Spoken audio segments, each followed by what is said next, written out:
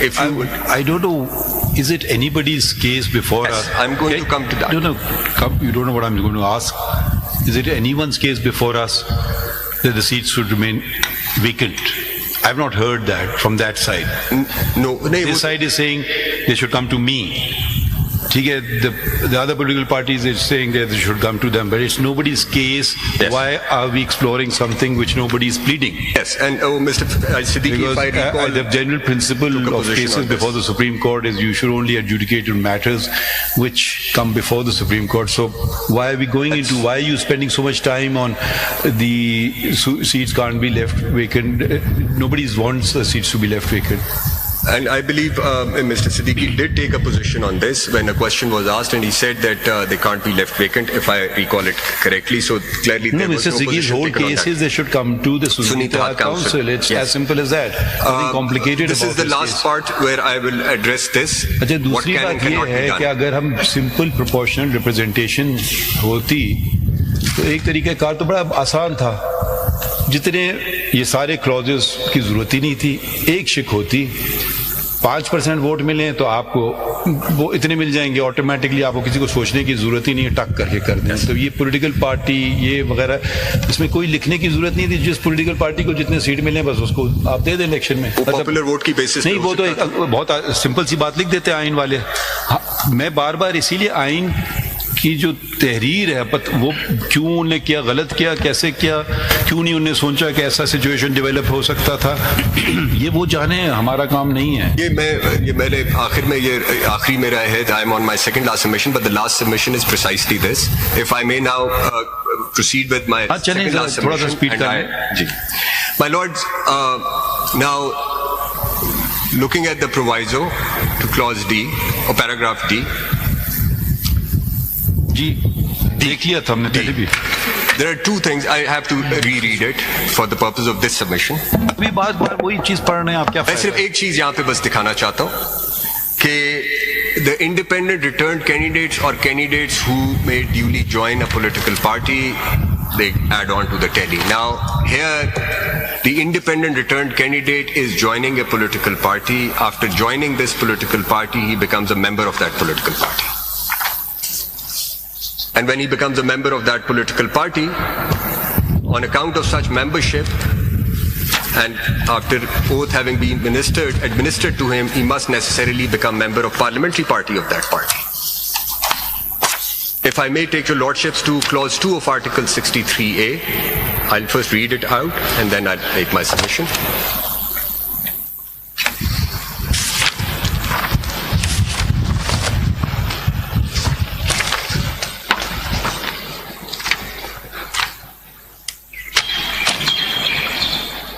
Clause 2 of Article 63A, sir.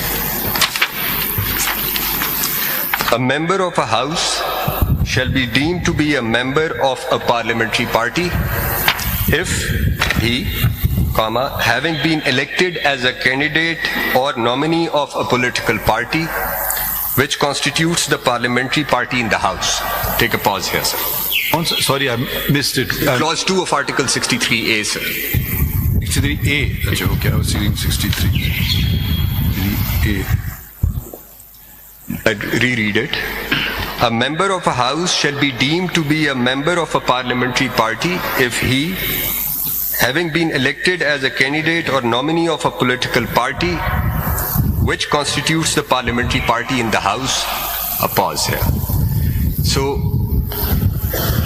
तो इसका मतलब ये हुआ कि पॉलिटिकल पार्टी पार्लियामेंट में नहीं होती. पॉलिटिकल पार्टी के जो नॉमिनेटेड कैंडिडेट्स होते हैं वो होते हैं और उनकी अपनी पार्लिमानी पार्टी होती है.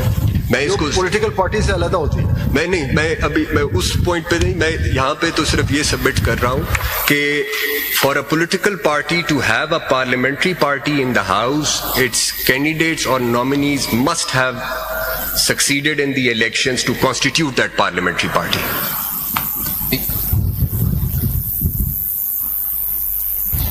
Now, if I may read the language after. Or, having been elected otherwise than as a candidate or nominee of a political party, now this is independent, has become a member of such parliamentary party after such elections. The effect of this is that an independent returned candidate who becomes a member can only join such parliamentary party of a political party whose at least one member, one candidate or nominee must have succeeded in the elections to constitute that parliamentary party. It's after the constitution of the parliamentary party. That is when he takes oath and becomes a member of the House.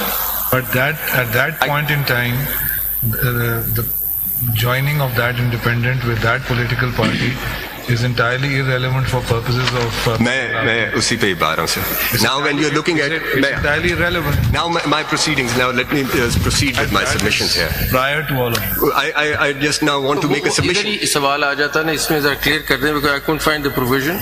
How does a party become a parliamentary party? Which provision governs that? My lord, parliamentary party is not defined in the constitution. 63A is a provision which deals with parliamentary party, and clause 2 is the clause which explains what will be a parliamentary party, and that's about it. I mean, in the rules of business of the parliament or whatever, I mean, how do we, what's the act? I mean, when does it become a parliamentary party? When they take oath? No. It flows from here. So anyone who has returned as a candidate or nominee on a political party's ticket will become a member of parliamentary party of that party, or will constitute a parliamentary party of that party. The minute he takes oath. And when an independent wants to join a parliamentary party, he has to join such parliamentary party. In other words, independents cannot form a parliamentary party. There can't be any independent parliamentary bloc. Having been elected as a candidate or nominee of a political party, Yes. फिर हम उसमें चले जाएंगे 66 में certificate पे. Yes, मैं आपको ला रहा हूँ. Affiliation certificate वाला बंदा. I'm taking you back there. मैं यहाँ पे सिर्फ ये पॉइंट आपको बता रहा था. एक पॉइंट वो ये कि पार्लियामेंट्री पार्टी तो होगी वो जो फर्स्ट पार्ट है. इंडिपेंडेंट ने इसी पार्लियामेंट्री पार्टी को ज्वाइन करना है जिसका कोई कैंडिडेट या नॉमिनी जीत के आया हो. Now we go back to clause paragraph D, proviso paragraph D. Sorry, here is something new for me. The political party automatically transforms into, if let's rephrase it, if there are some elected people of a political party in the National Assembly, they don't have to do anything, they automatically transform into a parliament party. Is this correct? Yes. So the political party inside the parliament is referred to as the Parliamentary party of that political party, and the independent. Why the two distinctions? Why can't we just stick with political party? What was the reason for the purposes of 63A, sir, parliamentary party becomes relevant as opposed to political party, because the decisions for the purposes of 63A under clause 1 are to be taken by the parliamentary party, the majority of parliamentary party or the parliamentary party. एक question पहले भी किया था शायद ने कि क्या within 3 days जो इंडिपेंडेंट है वो अपनी पॉलिटिकल पार्टी फॉर्म कर सकते हैं? My lord, theoretically speaking, I am now talking about a political party, not parliamentary party. Yes, they could, but that political party will not become a parliamentary party for the purpose of 63A, because for the independent, they will remain independents for the purposes of 63A. Same as your position about SIC. What would be the effect? I'm coming back. The example that has just been given, what would be the effect on paragraph D? Now, that's where the submission comes now. जी, अब मैं उस पे आ रहा हूँ. Relating to different उस पे आ रहा हूँ things altogether. Ji. Now, if we look at the proviso to paragraph D in isolation, to say that an independent returned candidate can join any political, the Constitution gels in with the scheme provided in the Constitution itself, as also the law which is applicable in this case. Now, if I may kindly read out clause 4 of Article 224 very quickly. When, except by dissolution of the National Assembly or a provincial assembly, a seat in any such assembly has become vacant, not later than 120 days before the term of that assembly is due to expire, an election to fill the seat shall be held within 60 days from the occurrence of the vacancy. Now, what's relevance? My lord, my submission is that the Constitution does not envisage vacancy of any seat. A seat must always be filled, particularly in the present circumstances also where the seats are reserved for women and non-Muslims. How does that work when a candidate of a reserved seat passes away or something? Clause 6 kicks in. Clause 6 kicks in. I'll read that out also. वो भी पढ़ देता हूँ फिर अभी. When a reserved seat for women or non-Muslims in the National Assembly or a provincial assembly falls vacant on account of death, resignation or disqualification of a member, it shall be filled by the next person in order of precedence from the party list of the candidates to be submitted to the Election Commission by the political party whose member has vacated such seat, provided that if at any time the party list is exhausted, the concerned political party may submit a name for any vacancy which may occur thereafter. Now back to clause 4. Now there is a 120-day window, which is 120 days before the expiry of the term. If a seat falls vacant, Constitution says don't hold elections. And one rationale is provided within this clause itself, which is when read with Election Act, there is a 54-day election program also. So the 66th day is an absolute cutoff. Because after the 66th day, if the seat falls vacant, the elections cannot possibly be held because the 54-day election program cannot be seen through.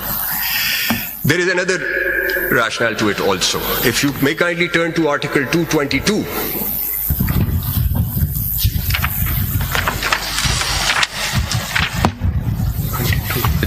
I'll read out clauses B, C and F, but the opening part of it also. Subject to the Constitution, Majlis-e-Shura, Parliament may by law provide for B, the delimitation of constituencies by the Election Commission, including delimitation of constituencies of local government.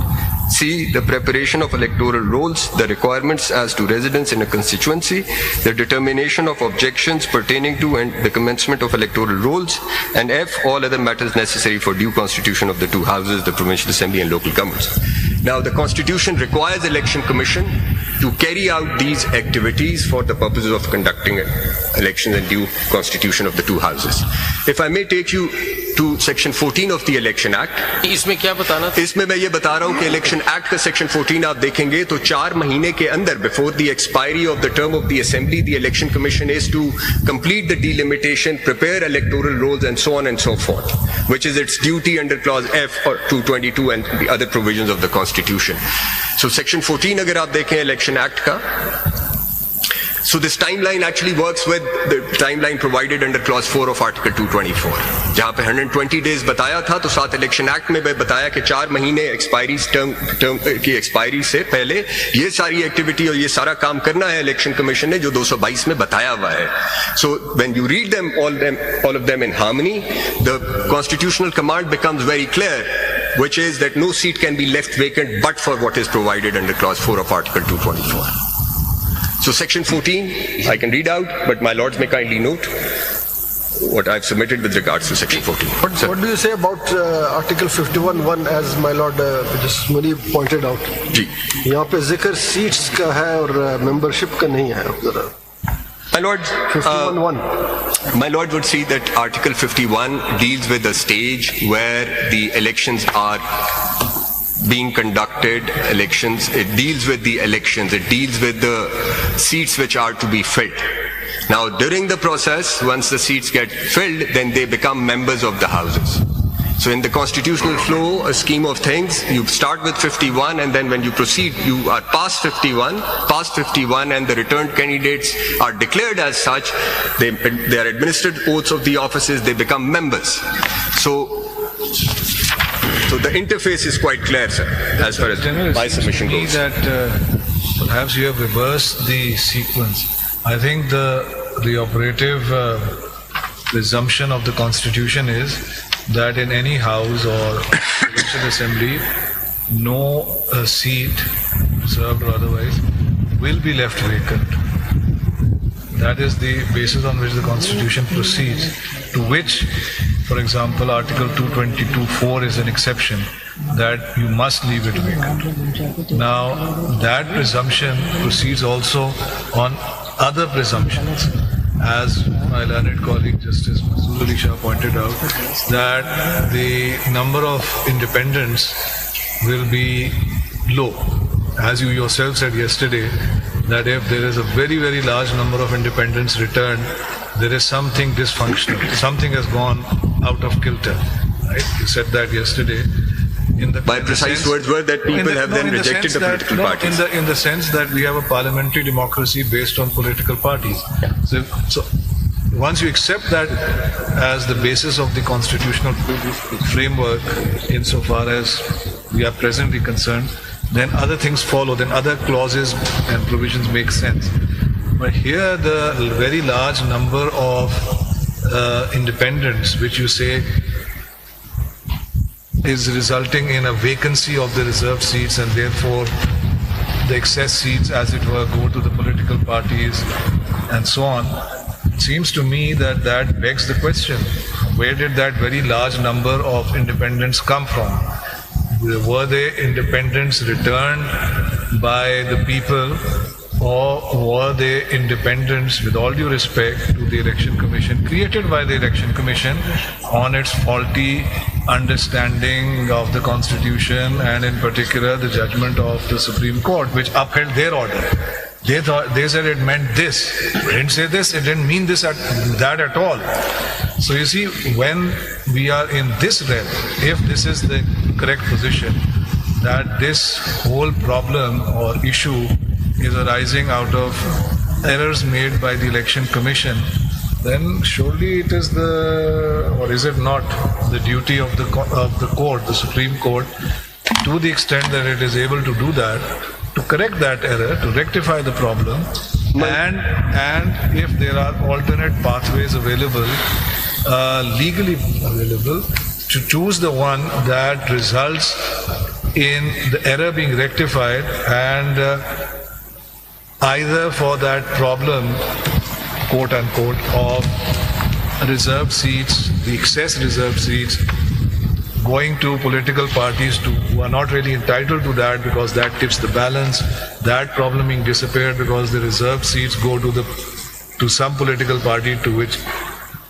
which is entitled, or maybe keeping the resultant vacancies to a minimum. I mean, it seems to me surely that is the correct way to interpret and apply the Constitution. My Lord, rather than just saying, no, the seats cannot lie vacant. No, I am sorry, I don't, with all due respect, look at it that way. I think the Constitution assumes that the seats will not lie vacant, and therefore, in terms of 22.4, expressly creates a situation where the Constitution says, look, this is the working basis of the Constitution, but here the seat must lie vacant. Surely that's the better and more correct approach. My Lord, I had begun my submissions by yesterday by stating that these reserve seats under 51(6) are to bring in women in such large numbers to the assemblies. It is for their empowerment. And the tool is the political party, or the vehicle is or the engine is the political party, and then there is a system which is provided, and that system excludes independence. So this is the flow. But you see, it seems to me, just looking at jo aap abhi baat kar rahe hain, but then why have the system of proportional representation? Because it seems to me that when a general election especially takes place and general seats are contested by political parties, the mandate of the people is returned on that basis. Now you tip the balance. If you just take it up proportionally, right, in terms of the reserved seats, a political party wins 30% seats, it gets, leaving aside the provisor for a moment, it gets 30% of the reserved seats, another one wins 1 seat, so it gets nothing, and so on and so forth. That does not upset the mandate of the people. But if the approach that you take, that no, this is for this purpose, and therefore the seats cannot be left open, that actually tips the electoral mandate. What you have before you, my Lord, and also when you look at 51(6) and the way I look at it is that it requires exclusion of independents. I'm sure my Lord would appreciate that independents have to be excluded and so on. Now, the only question or the observation which has come thus far is that such a large number of independents have returned. So what do we do about that situation? I'll come to that. But I've just shown you in 2008 there were about more than 20% in Balochistan returned independents. Now, surely those 10 independents also had people's mandate.